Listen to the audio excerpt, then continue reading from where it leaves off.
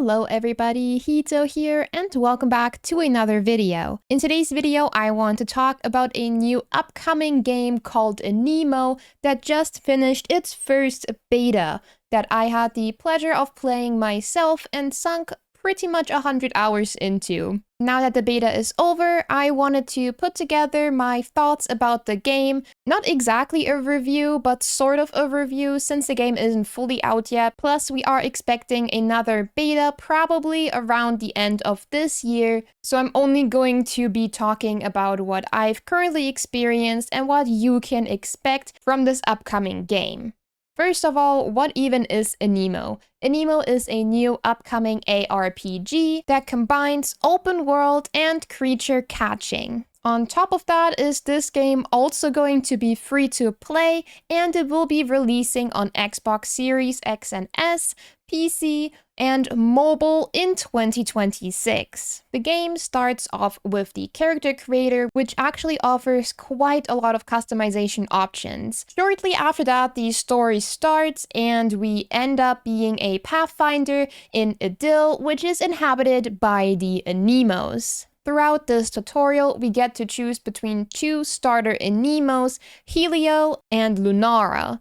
I obviously had to fulfill the girly pop allegations and obviously chose Lunara, because why wouldn't I? You then continue with the tutorial, learning about a lot of the mechanics the game has to offer already, and after everything, you get to explore the game to your personal liking. And believe me, the game has a lot more to offer than just simple exploration and monster collecting. Speaking of which, let us start with talking about the Aniimos. The game offers 62 base Aniimos with 74 variants, which will lock in at 136 Aniimos that can be obtained through playing in the world of Idyll. If we do count the two starters, it would be 140 due to both of them having one evolution form, but the game doesn't count them as part of the Ani log, which is due to us being only able to obtain one of them. And no, you cannot trade them.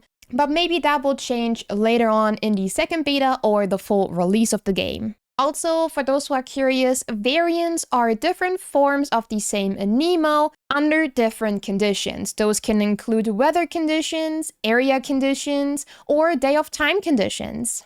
It offers a way higher variety, and if you do like a general design of Aniimo, but maybe not the color palette as much, you might find yourself really happy with another one of the possible color schemes. Bear in mind that not all of the Aniimos have a different form, but I would say about half of them do, and it's really cool figuring out why they even have these different forms and what their purpose is, because all of these Aniimos, their evolutions and variants, all have their own story, making the world of Idyll feel like it actually has an ecosystem. It's not only the variants that are dependent on the conditions, but regular Aniimo as well, because you can't just find all of them in Idyll at all time. I would say around half of the Aniimo are dependent either on the weather, the time of day, and which area you are. And of course, the other very important thing the game has to offer aside from just finding them is to battle with them. And there are two different ways that you can battle with your Aniimos.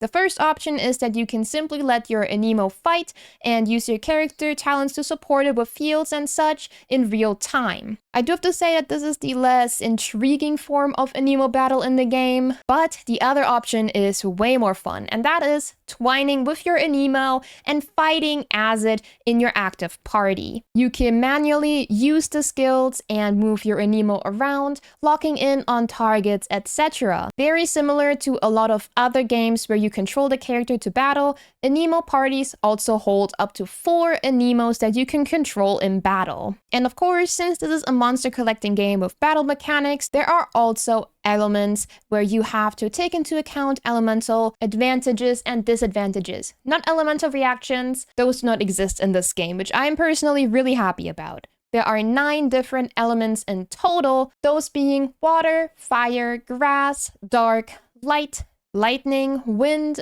earth and ice. There are also different roles that your Aniimos will have in battle, which makes it a bit similar to games such as Genshin Impact or Wuthering Waves. The roles in this game are DPS, support, tank, and healer. I do have to say, while playing with each of the Aniimos, a few of them didn't really feel like they wanted to fulfill their role, and I also have to say that the tank role is probably the most confused about its position in the game, but that might become a bit more adjusted later on.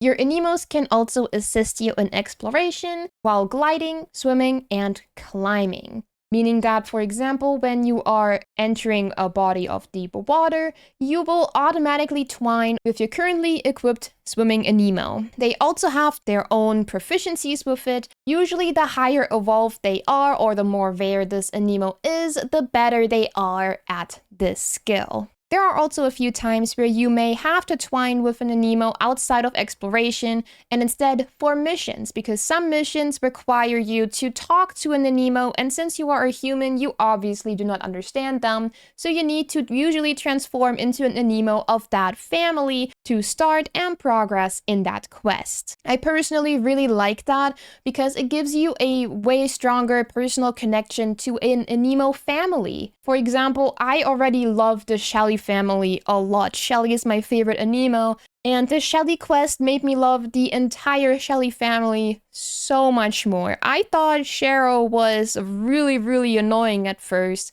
but when I cleared the story, I actually thought it was really cool. You get a lot of depth about the different species of the game, and I really enjoy that. And of course, you also have to level up your Aniimos, and you can do quite a few different things. You can just generally increase their levels, which you can usually do with level up materials. Otherwise, you can also do it through battle XP or by catching Aniimos. You can also level up their regular stats, which will become really important the more you progress with the game. And you can also teach your Aniimo different skills. They usually come with a base skill set, and then when you evolve them, get other variants, they may adapt to other skills. There are also a few Aniimos that come with special traits and special skills already, which will probably become one of the grindier sides of this game later down the line. One of the things that kinda bugged me was the leveling system. Your Aniimo can freely be leveled up to level 15 no matter what. After they hit level 15, however, they are capped to reach the same level as your character level, meaning that you do have to grind the game's content such as missions, exploration, and catching different Aniimos to make sure that you can level up your Aniimos more. So let's say that your character level is level 23, even if your Aniimo could reach that level thanks to your material collecting, they won't be able to go past level 23. I didn't really have too much of an issue with this until I hit around level 30, but that was when the game became a bit more open to me anyways, and I was able to explore a lot more freely, so it just really depends on how the player catches the momentum on the game. Aniimos can be obtained through various means outside of just the obvious option, which would be catching them. A few Aniimos can be exclusively obtained through missions, such as the Somniwing, which is probably the best support Aniimo no matter the elemental advantages. Another form to get Aniimos, but that is an AFK method, is hatching eggs. You can find eggs all around Idyll, get them through exploration, and through missions, etc. You go into the hatchinator, which is at the outpost, and after a specific amount of time, you can hatch them. This is kind of like the gacha of this game, but not really, because everything that you can get from the hatchinator can be obtained through just playing the game. Not a single Aniimo is dependent on the hatchinator. However, you can still get really good drops from it, especially if you're looking for a specific evolution or you want to farm traits. Nonetheless, it is a pretty cool feature, and especially early game helps fill up the Ani log a lot. While some of them are completely locked until you fulfill a certain mission or beat a specific type of Aniimo, and there are different levels of them. There are regular Aniimos that can always be caught, always be seen, always be obtained, depending on the weather condition and in which area you are. Then there is one of the other stages, which is usually one of the evolve options for the base Aniimos, and there is a boss version of those that is called the Alpha Aniimos. These Aniimos are boss battles. Well, you have the option to catch them, although with regular Aniipods those rates are quite low.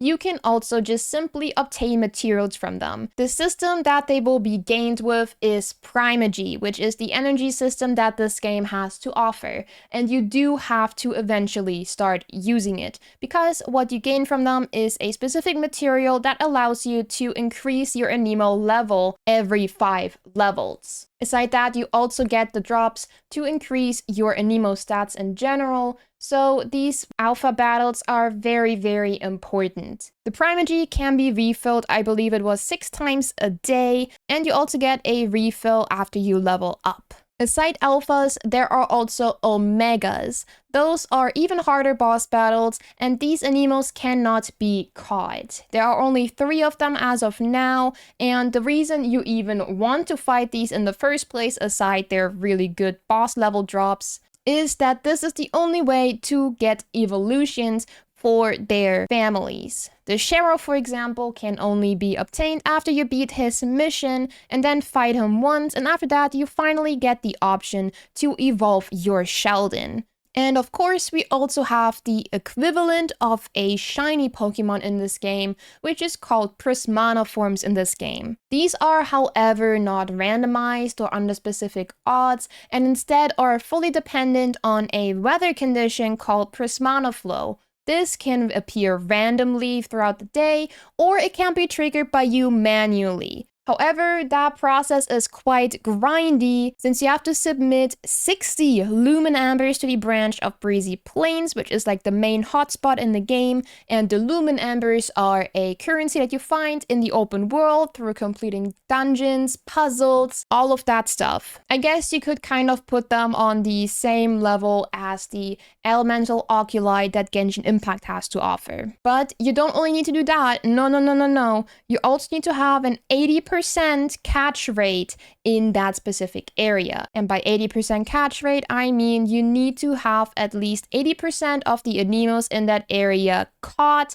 before you can unlock this. And there is a small issue that I have with this feature, because some Aniimos appear in a lot of areas. The one Aniimo that appears almost everywhere is the Chirpy. Now let's say you already caught this Aniimo in the Nimbus fields, but you didn't catch it in Brightbound Plateau. The Aniimo will still show up as uncaught in that area, increasing the grind quite a lot. On top of that, it's also really hard to tell if you are looking at a variant, because those will also show up as uncaught in each area. I get that it is supposed to make it a bit harder to get that 80% everywhere, but there are a few areas that are very, very tedious to grind this percentage in. Looking at your Rusted Highlands. What I do like, however, is that the uncaught Aniimos will show the conditions under which you can find this specific Aniimo, because some of the silhouettes are very clear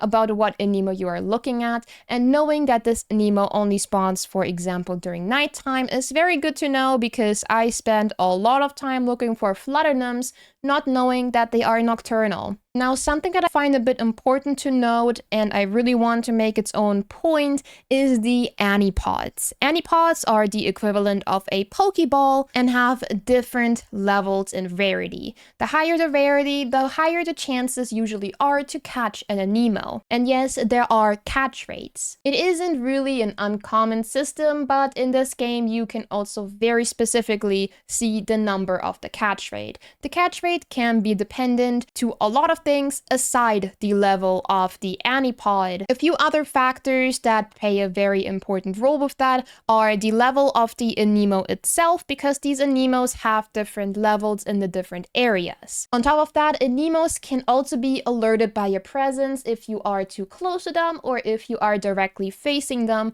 which will drastically decrease the percentage of you being able to catch it. You can, however, for example, hide in tall grass, which will make you almost invisible to them. One of your best chances is to be right behind it, because that usually causes a guarantee. You obviously can also just wait for them to fall asleep, but not all the Aniimos are there during the night, and some of them are nocturnal. However, you can also weaken the percentage by breaking their shield in a battle. You then have the option to just manually catch them or perform a quick catch, which I personally really love, because especially when I am twined, I don't have to press C again, wait for my Pathfinder to come out of the Aniimo, and then right click on the mouse and then aim. By the time the Aniimo could already be dead, so being able to just simply press F and the Pathfinder catches it automatically is really nice. The game also has a few other features that are really cool that I would like to talk about.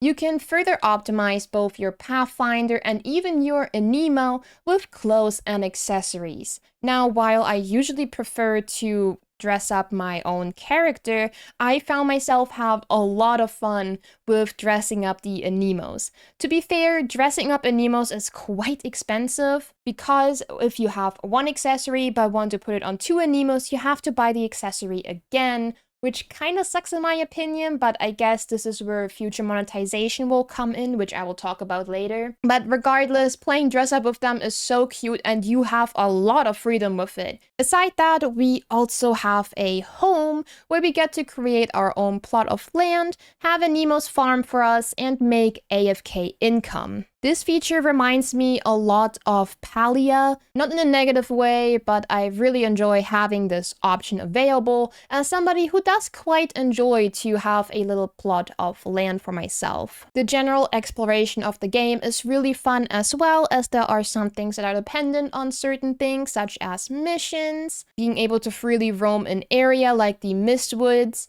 It is really nice to enter a new area or a new biome and notice all of these new Aniimos that you now get to discover. I do have a small thing to nitpick about this though. There are a lot, and I mean a lot, of beautiful areas in this game, and a lot of them don't have any Aniimos, no matter the weather condition, the time of day, or anything else. And I find that quite a shame. I don't know if we just don't have all of the Aniimos in the game yet, if we are missing anything, but it is quite sad to sometimes enter a very beautiful area and not seeing a single Aniimo in it. Aside just exploring the areas for the Aniimos or some missions, you also get to explore for Lumin Ambers, which I talked about earlier. You can collect them through various means, such as just finding them in the open world, doing a visual puzzle, or finding an Aniimo that accidentally ate one. Another option to find them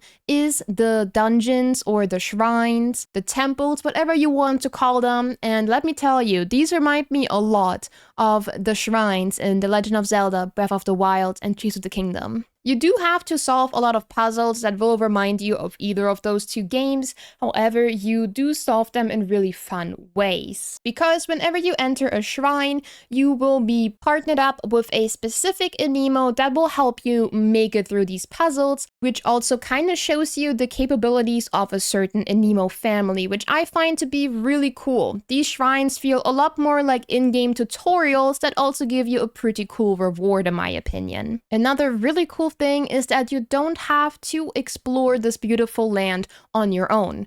Co-op has already been available in the beta and I obviously tested it. Trading with your friends is an option that was already available and it is really cool being able to exchange them with your friends. However, there are certain limitations. You can't do Prismana Forms, you can't do alphas, and you can't exchange the starters as of now.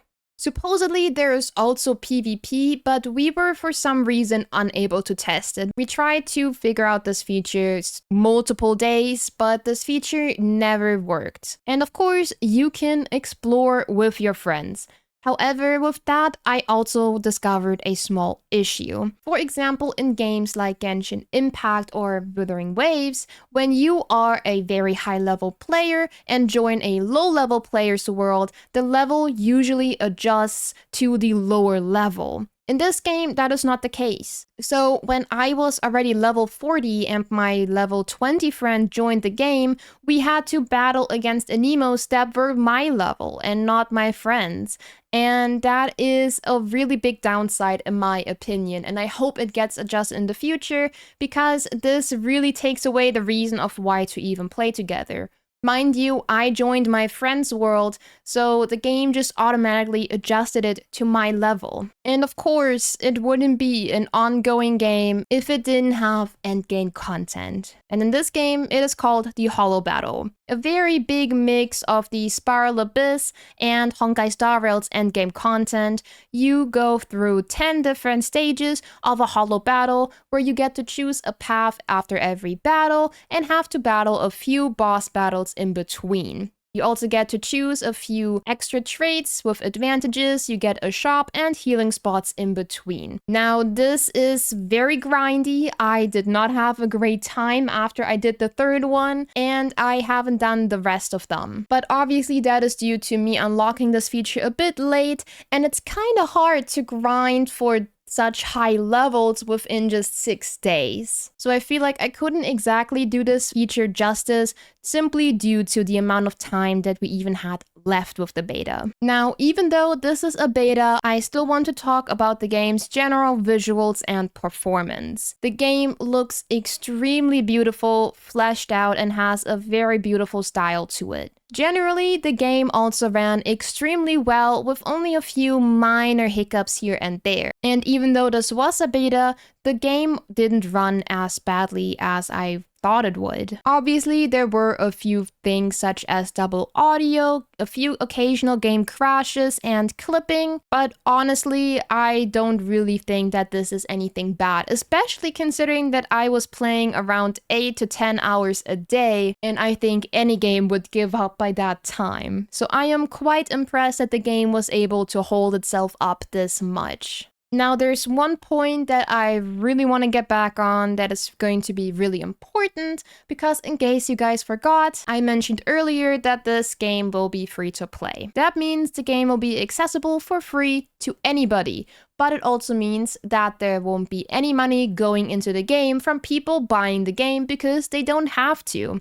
Meaning that there will be different forms of monetizations. Now, the game didn't have a shop tab yet. I can't say what exactly you could be buying or what the prices are, but I can make a few speculations. First of all, I talked about it earlier, but obviously cosmetics. They are quite expensive. Getting the coins for Aniimo accessories and the outfit tickets for your avatar is a bit grindy and very expensive, so they will probably sell packs of those. We also have housing, so we will probably get things such as furniture skins, probably also speed up items since there is a farm mechanic in this game, etc. And then I think there is a currency that will be paid, and that is Glimmer. Glimmer can be found by exploration, fulfilling goals and missions, etc., meaning that eventually we will start to run out. They are also used to buy cosmetics, high-level items. Aside that, it is also used to refill your Primogy, so there's definitely going to be a paywall if you want more instantly. And another option that has not been hinted at in any way, but I'm pretty positive will happen, is a battle pass. Battle passes are becoming more and more popular by the day, and in this game it would be highly beneficial. A lot of things that are useful could be along the path, such as eggs, Glimmer, Primogy, Aniipods, just a lot of stuff that the players could use. I do, however, want to emphasize that so far, nothing has seemed like it would be limited to paywalls. So a battle pass might hold a limited item such as an Aniimo skin or an avatar outfit or a piece of furniture to make it a bit more intriguing, but other than that, there is genuinely no reason to swipe in this game, at least not as of now. Of course, you have to take into account that it was only a 10-day beta, so you don't exactly feel what it is like to run out of materials and if swiping would actually become a thing. All in all, I had a fantastic time with this game. I had a lot of fun exploring all the different species and areas this game had to offer, and completing the Anilog was actually a lot of fun, as well as looking for all the different variants, and even trying to grind the endgame content was extremely fun. And that is it for the video. Do let me know what you guys think, if you are excited for the game. I am definitely going to stay up to date with when the second beta will be announced, so if you are also interested and want to give the game a try, make sure to give me a follow because I will definitely let you guys know when the second beta signups will happen. Also, if you are curious about all the Aniimo, I made a video showing the entire Anilog except for the starters and the different variations, so if you're interested in that, make sure to check it out and let me know what your favorite Aniimo is. And with that, I will see you guys in the next video. Have a good day, everybody. Bye bye.